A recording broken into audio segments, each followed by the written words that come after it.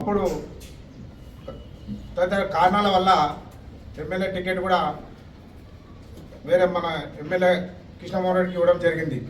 అయినా మేము ఆ పార్టీలో పనిచేస్తూ ఇప్పటి వరకు కూడా గత 12 సంవత్సరాల నుంచి కూడా ఇప్పుడు కూడా మేము అదే పార్టీలో కొనసాగాలని, ఇంకా కూడా ముందు కూడా మేము బీఆర్ఎస్తోనే సంబంధం, కేసీఆర్తోనే ఉండాలని ఆయన పాదయాత్ర ఆర్డీఎస్లో చేస్తుంటే కూడా అప్పటి నుంచి కూడా మేము ఆయన ఎన్నికలే ఉన్నాం.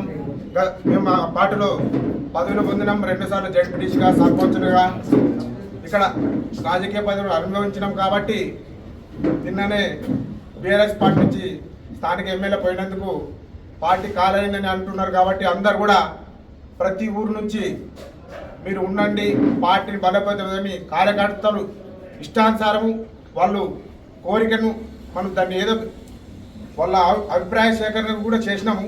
చాలా మటుకు కూడా బీఆర్ఎస్తోనే అభివృద్ధి సాధ్యమవుతుంది. కానీ ఇప్పుడు వచ్చిన 8 నెలలు కావస్తున్న ఒక్క హామీ కూడా కాంగ్రెస్ గవర్నమెంట్ నెరవేర్చలేదని కార్యకర్తలు, ప్రజలు కూడా చెప్తున్నారు. ఎందుకంటే ఈరోజు ఏదైనా పథకం వచ్చిందంటే రైతు బంధు దుడ్లు, కేసీఆర్ దుడ్లు అంటారు.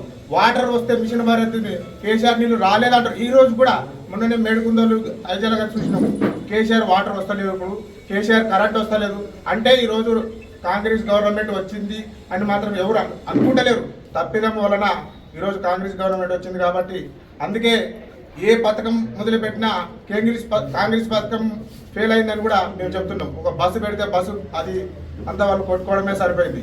ఈరోజు రైతు భరోసా అన్నాడు, ఇంతవరకు ఏలా రుణమాఫీ అంటున్నాడు, అన్ని తగ్గిస్తా అంటున్నాడు. కాబట్టి అటువంటి గవర్నమెంట్లో పోయినారు. కాబట్టి వాళ్ళ ఇష్టం మనకు అనవసరము. ఈరోజు తెలంగాణ ప్రభుత్వం, తెలంగాణ సాధించిన పార్టీ బీఆర్ఎస్ పార్టీ. కాబట్టి ఈ పార్టీని మేము మనస్ఫూర్తిగా కొనసాగిస్తామని